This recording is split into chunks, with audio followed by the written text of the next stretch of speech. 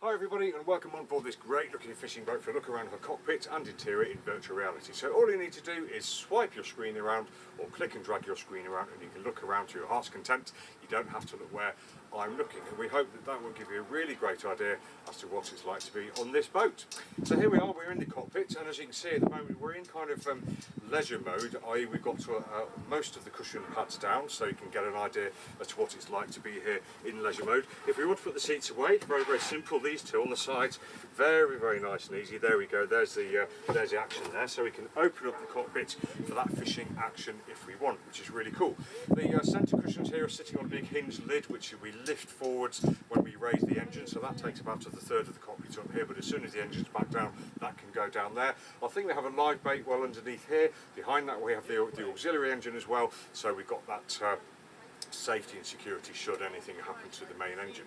But it's a really nice space, and I think that at sea, even in roughers, I'd be feeling quite safe in here. We've got these really high bulwarks here, inset with the fishing rod holders, another one here and another one up there too. So yeah, feeling like a really great area to fish from, or if we just wanted to sit and enjoy and relax ourselves in the sunshine like today, we could do that as well.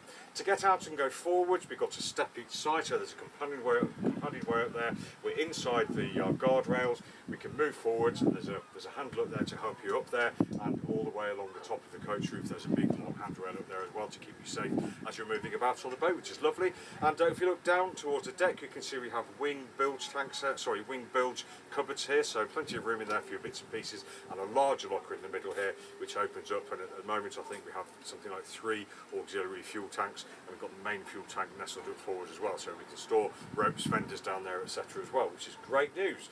On the right hand side here we've got a watertight locker there. If we go inside there we'll find all sorts of electrics, the the windscreen wash pump there as well, all those bits and pieces, all nice and easy to access, and of course away from the weather once we've got the locker shut too. And we do have a cockpit table which is stowed on the underside of this locker lid here, which just fits into the fitting there, so all in all really rather nice.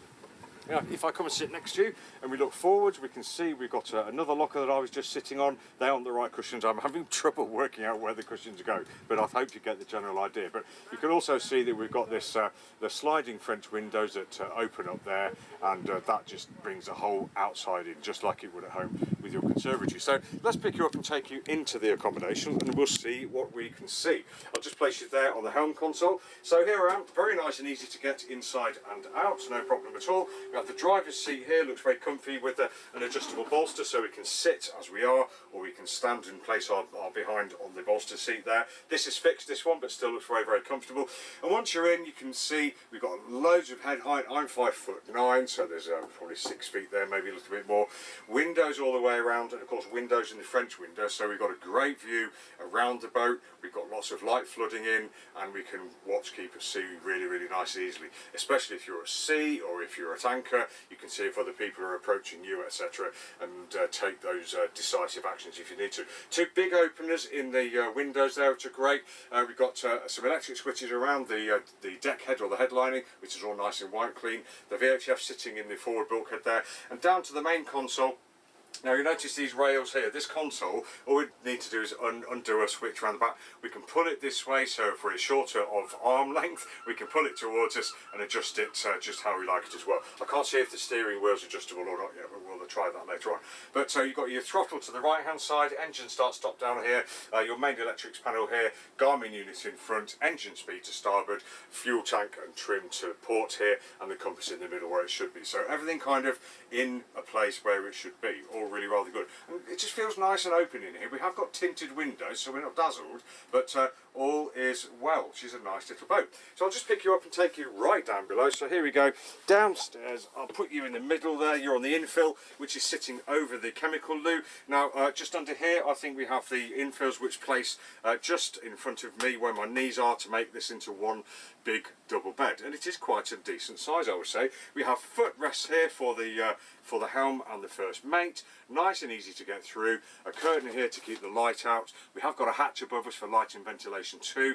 We've got fiddled storages, port and starboard, and we've kind of got a headboard there and a bit of wood down here, which is nice, but the rest is all nice and white clean. The upholstery looks pretty much as new as I think. But of course you can see, please don't excuse the clutter, this is a boat that is still in use. We have got wing lockers, port and starboard as well. We can get all sorts of stuff in there. So all in all, for crashing down overnight after a fish, or perhaps staying on board for a long weekend or a little bit longer, I think this would be absolutely fine. Lovely, so let's pick you up for the final time and I'll take you back to the cockpit, where we'll just finish up by saying that this has been Tim from Boatshed Yacht Brokers, just taking you for a tour of this great looking boat. Thanks for watching. Lots more pictures and videos of virtual reality. Boatshed@brighton.com. Take care.